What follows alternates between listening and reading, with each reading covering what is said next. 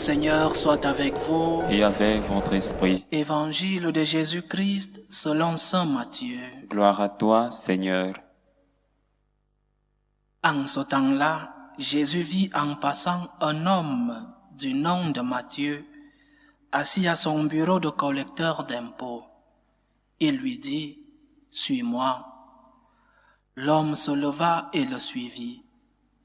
Comme Jésus était à table à la maison, voici que beaucoup de publicains, c'est-à-dire des collecteurs d'impôts et beaucoup de pécheurs, vinrent prendre place avec lui et ses disciples. Voyant cela, les pharisiens disaient à ses disciples, « Pourquoi votre maître mange-t-il avec les publicains et les pécheurs ?» Jésus, qui avait entendu, déclara, « Ce ne sont pas les gens bien portants qui ont besoin du médecin, mais les malades. Allez comprendre ce que signifie « Je veux la miséricorde, non le sacrifice ». En effet, je ne suis pas venu appeler les justes, mais les pécheurs. Acclamons la parole de Dieu. Louange à toi, Seigneur Jésus. La question théologique qui se pose chaque fois que nous méditons sur un évangile vocationnel, c'est est-ce l'homme qui cherche Dieu ou c'est Dieu qui cherche l'homme?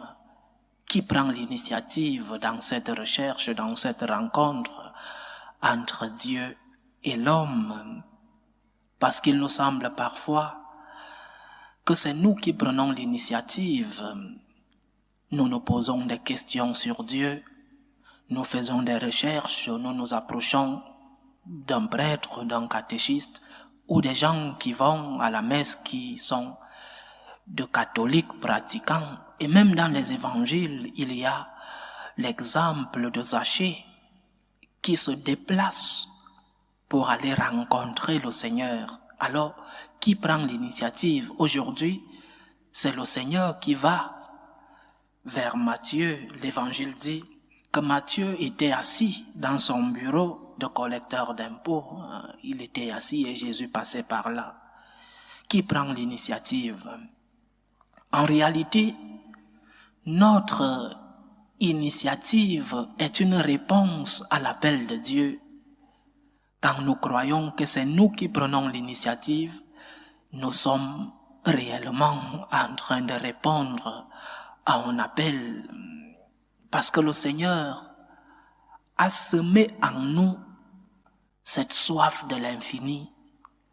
Le Seigneur, depuis notre création, a laissé en nous le germe, la semence de l'infini. Nous sommes tous appelés à rechercher l'infini, à rechercher Dieu. Le Seigneur dit dans l'évangile de Saint Jean, « Personne ne vient à moi, personne ne va vers le Père si le Père ne l'attire pas. » Nous sommes attirés par Dieu, même si inconsciemment nous croyons que c'est nous, par nos recherches, par nos prières, par nos sacrifices de temps, sacrifices intellectuels. Parfois nous croyons que c'est nous qui prenons l'initiative, alors que nous sommes juste en train de collaborer avec une grâce que nous avons reçue depuis notre existence, depuis notre création.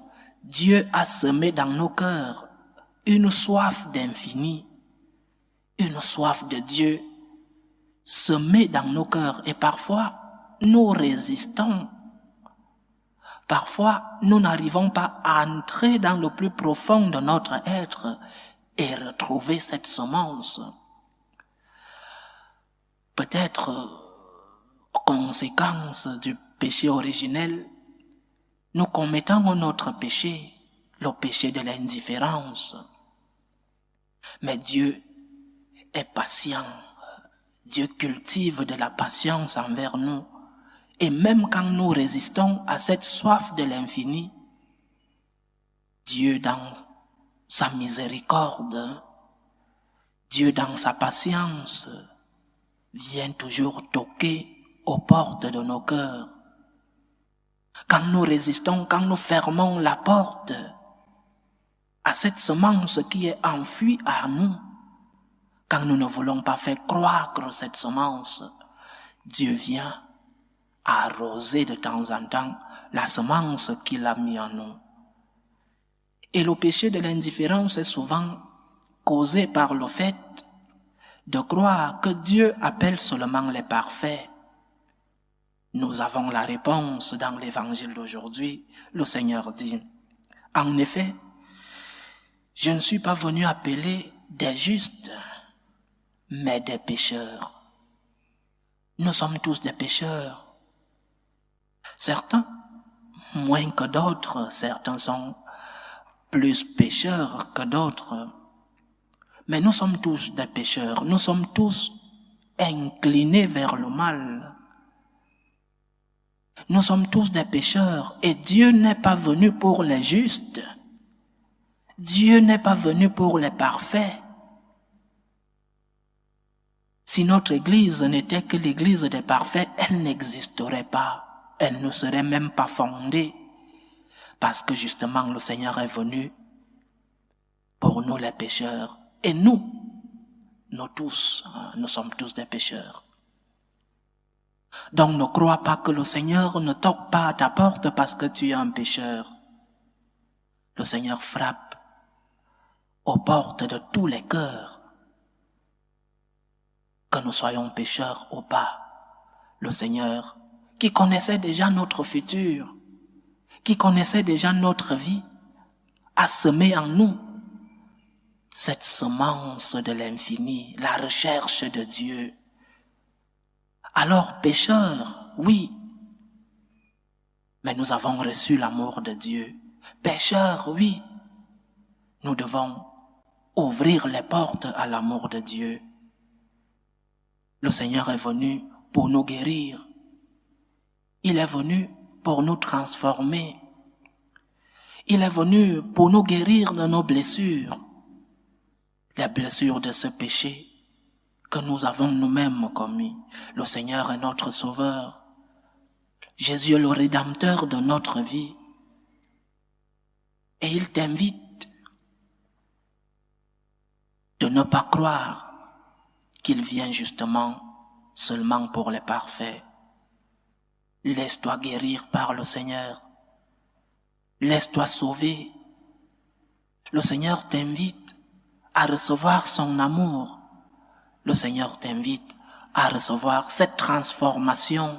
Ouvre-lui les portes de ton cœur. Ouvre-lui les portes de ta vie. Parce qu'il n'est pas venu pour des justes. Il est venu pour les pécheurs. Mais beaucoup de fois, il rencontre nos cœurs de pierre. Des cœurs fermés qui ne s'ouvrent pas à la grâce de son amour. Laisse-toi aimer par Dieu.